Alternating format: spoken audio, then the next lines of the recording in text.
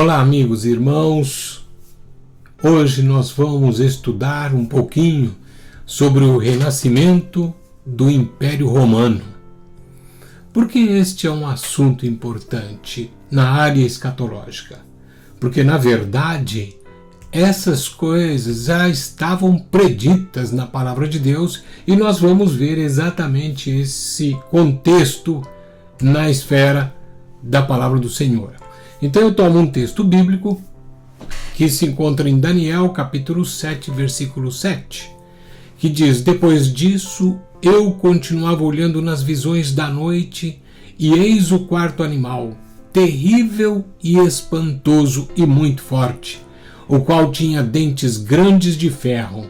Ele devorava e fazia em pedaços, e pisava aos pés o que sobejava. Era diferente de todos os animais que apareceram antes dele e tinha 10 pontas ou 10 chifres. Irmãos, hoje nós vamos ver alguns aspectos aqui do sonho de Daniel e vamos também compará-los com o sonho do rei Nabucodonosor no capítulo 2. Vamos seguindo em frente para nós vermos aqui algumas coisas muito interessantes. E eu começo aqui com uma verdade prática, atual. O novo Império Romano já é uma realidade. Ainda que ele não esteja dentro da formação bíblica, ele está se preparando para isso. E eu vou mostrar por quê. É através dele que o espírito do anticristo está implantando a sua plataforma de governo. Esta plataforma de governo, como eu coloco aqui, já está disseminada na mente de muita gente. Então é preciso estarmos ligados para ver esses acontecimentos como a palavra de Deus já nos mostra. Bem, para você saber, isso aqui é uma coisa interessante. No dia 23 de maio, observe o ano, 1957, um tratado foi assinado em Roma. Esse tratado teve vigência a partir de 1º de abril de 1958. O seu objetivo fundamental é a unificação da Europa mediante a formação dos Estados Unidos da Europa. Os 6 membros fundadores foram Itália, França, Alemanha Ocidental, Holanda, Bélgica e Luxemburgo. Novos membros foram mais tarde admitidos. Bom, de quem nós estamos falando aqui? Da comunidade europeia. De quem a Inglaterra até pouco tempo, recentemente saiu dessa comunidade. Mas veja que as coisas estão sendo armadas. As peças do tabuleiro, vamos dizer assim, dentro do aspecto escatológico, estão sendo ligadas umas às outras. Então eu queria mostrar para você aqui uma figura que nós podemos ver aqui de Daniel capítulo 2, quando o rei tem um sonho e ele ficou muito perturbado com aquele sonho e ele manda buscar os adivinhadores, os astrólogos, e ele deseja que todos eles contem o sonho. E eles então pedem: olha, então conta o sonho para nós que nós vamos dar a você a interpretação. Mas ele falou: não, eu quero que vocês me contem o que eu sonhei. E aquilo é uma impossibilidade muito grande. Quando Daniel entra em cena, Deus revela ao seu servo, numa reunião de oração entre ele e os seus amigos, Deus revela esse sonho, e este sonho, quando Daniel se apresenta diante do rei, ele diz para o rei que o rei havia visto uma grande estátua e a cabeça desta estátua era de ouro, o peito e os braços de prata, a cintura de cobre, as pernas de ferro e os pés uma mistura de ferro com barro. E aí ele vai explicando, porque o ouro, a cabeça de ouro, significava o reinado, o império mundial da Babilônia. Logo a seguir vem outro império, depois do Império Babilônico, entra em cena o Império Medo-Persa. Depois do Medo-Persa, o Império Grego. Alexandre ele conquistou dentro de poucos anos, dentro de 12 anos, uma vasta região e ele foi afamado em todo o mundo. Veio então o terceiro império mundial, o Império Grego, e depois veio o Império Romano. Então depois nós vamos ler os versículos 34 e 35 de Daniel capítulo 2 e nós vamos ver isto aí. Lá embaixo nós temos uma figura de uma pedra e depois nós temos aí 10 reis. Esses 10 reis, eles são simbolizados pelos dedos dos pés da estátua. Mas vamos falar sobre isso daqui a pouco. Vamos em frente porque eu estou mostrando para você essa imagem para que você possa ter essa ideia de como a profecia vai se encaminhando para se cumprindo ao longo dos anos. Agora, eu tenho aqui outra imagem. Aqui é de Daniel no capítulo 7. Então, de um lado nós temos Daniel capítulo 2, do outro lado nós temos Daniel capítulo 7. E ambos os sonhos, o do rei Nabucodonosor e do profeta Daniel, ambos os sonhos estão tratando das mesmas coisas. E nós vamos então ver aqui porque o Senhor dá para Daniel a revelação destes sonhos. Então, veja bem, Daniel viu aí o primeiro animal, que ele é o leão, e quando ele vê o leão, não só o leão, como todos os animais deste sonho no capítulo 7, ele fica um pouco perturbado, mas Deus vai revelando para ele. O leão representa aí o Império Babilônico. Logo a seguir ele vê o animal, o urso, que representa também o Império Medo-Persa. Ele vê depois o leopardo, que representa então a Grécia, o Império Grego. E por último ele vê um animal espantoso que tinha na cabeça 10 pontas ou 10 chifres, e este animal representa o Império Romano. Então, eu quero que você coloque estas coisas no seu coração, porque a gente vai tratar agora desse assunto do renascimento do Império Romano. Mas antes, veja só, as duas pernas representavam o Império Romano dividido em dois, fato que teve lugar em 395 depois de Cristo. O Império Ocidental com sede em Roma e o Oriental com sede em Constantinopla. Foi nessa condição que ele deixou de existir como duas pernas. O Império Ocidental caiu em 476 e o Oriental em 1453 depois de Cristo. Então isso aqui é período histórico. Isso aconteceu dessa forma, está na história, né? Então aqui só uma maquete que relembra exatamente os anos áureos aí do Império Romano. Bem, e até hoje, se você for em Roma, você vai ver exatamente coisas ali tremendas ainda que nós podemos ver. Cada esquina de Roma você encontra aí as vestígios do Império Romano. Mas vamos ver a origem desse império. Roma foi fundada em 753 a.C. Foi se tornando conhecida e com o passar do tempo conquistou vários reinos. Seus domínios iam da Europa à Babilônia, englobando o norte da África e o Oriente Médio. Portanto, um reino poderoso. Em 66 a.C., seus exércitos chegaram a Israel. Comandados por Pompeu, conquistam o território dos judeus e subjugam Jerusalém. Pompeu não demonstra nenhum respeito ao vencido. Ao entrar em Jerusalém, invade o templo, zomba dos sacerdotes e profana a casa de Deus. Assim, o quarto animal começa a mostrar as suas garras. Isto aconteceu 66 anos antes de Cristo. Mas vamos seguindo. A profecia de Moisés. A quem eu me refiro? Eu me refiro aqui na profecia que consta em Deuteronômio capítulo 28, versículos 49 e 50. Vamos ler o texto.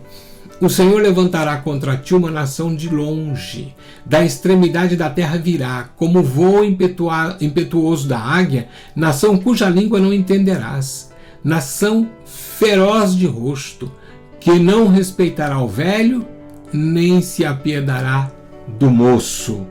Gente, isso aqui já aconteceu? Eu entendo que sim. Eu entendo que essa profecia se cumpriu no ano 70 da nossa era.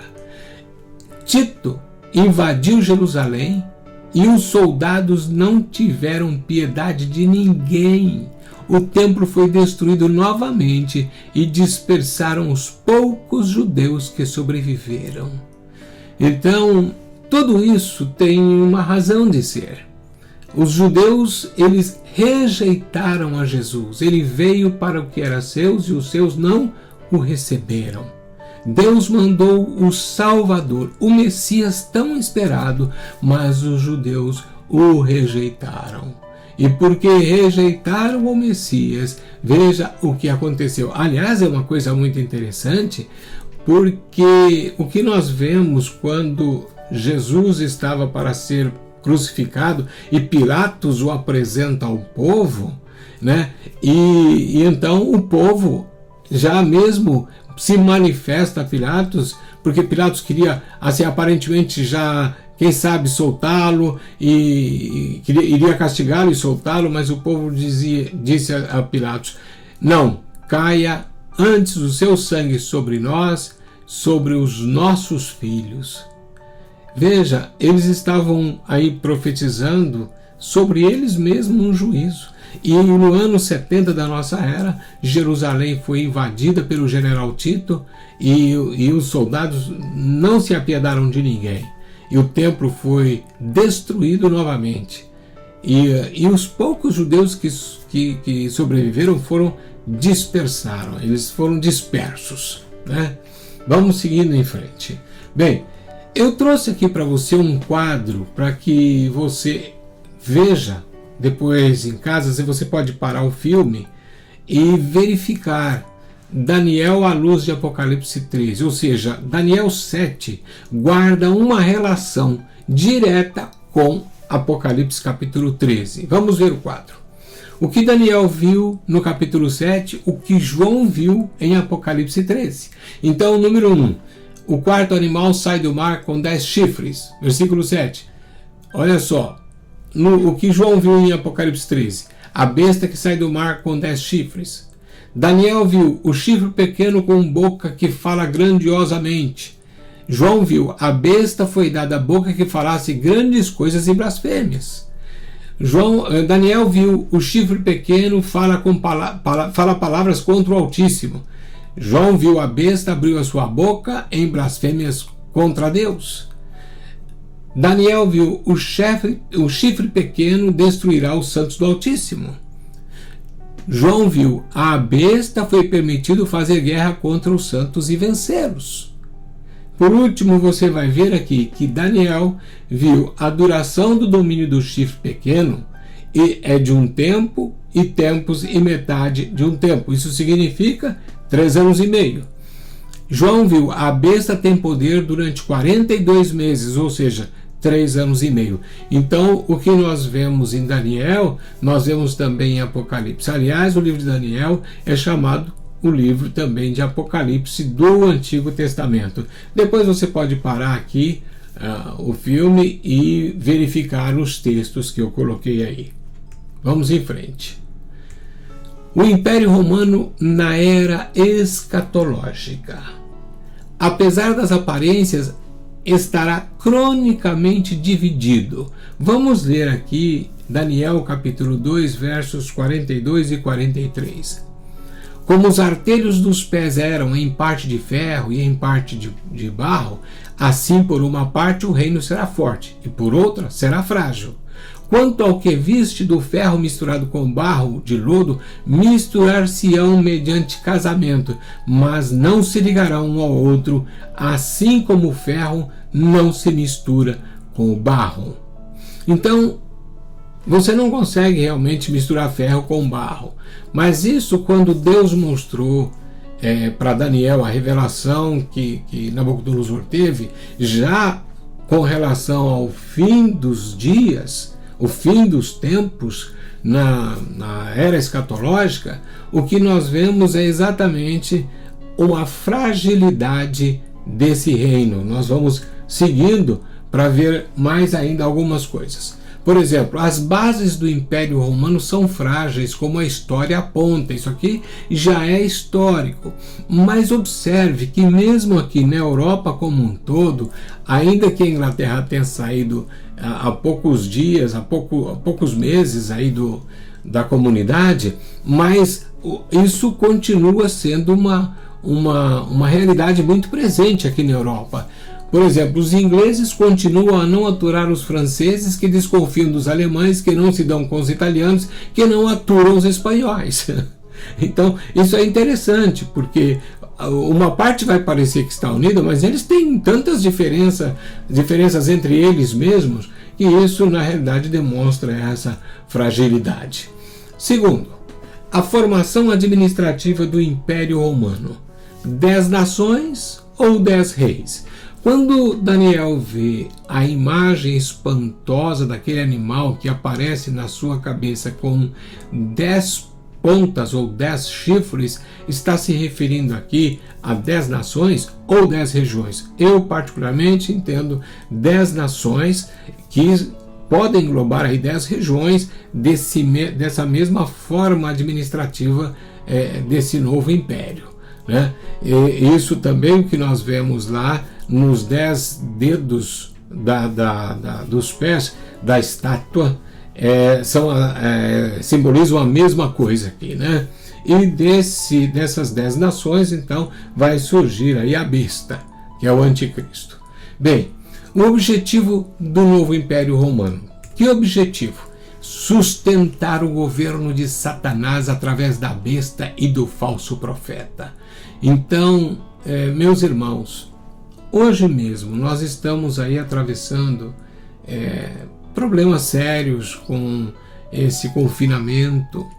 Nós já temos visto autoridades mundiais aí, gente de expressão política, falando que há um desejo no coração de muitos para que surja aí um homem e esse homem venha a governar, a dominar o mundo. Para vocês terem uma ideia, o Papa fala isso sempre. De uns 2 anos para cá, o próprio chefe da Igreja Católica está falando desse assunto, né? E nós temos visto aí algumas pessoas ligadas na área da saúde já manifestando. Aqui mesmo na Inglaterra, alguém falou aí da área governamental que seria muito interessante que uma pessoa a nível mundial pudesse conduzir esta situação, porque o que nós estamos enfrentando com esse vírus é um problema mundial.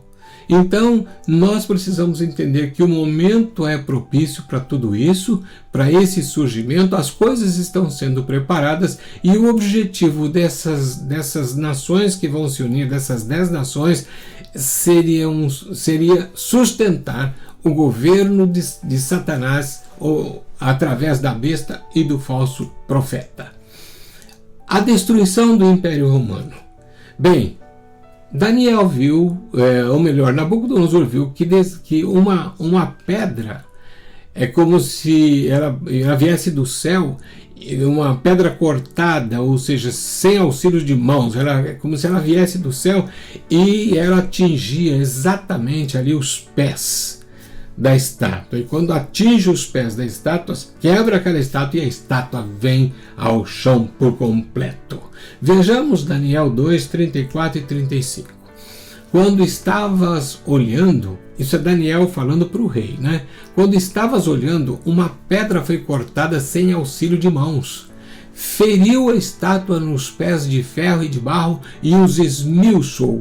Então foi juntamente esmiuçado o ferro, o barro, o bronze, a prata, o ouro, os quais se fizeram como a palha das eiras no estio, e o vento os levou, e deles não se viram mais vestígios. Mas a pedra que feriu a estátua se tornou em grande montanha que encheu toda a terra.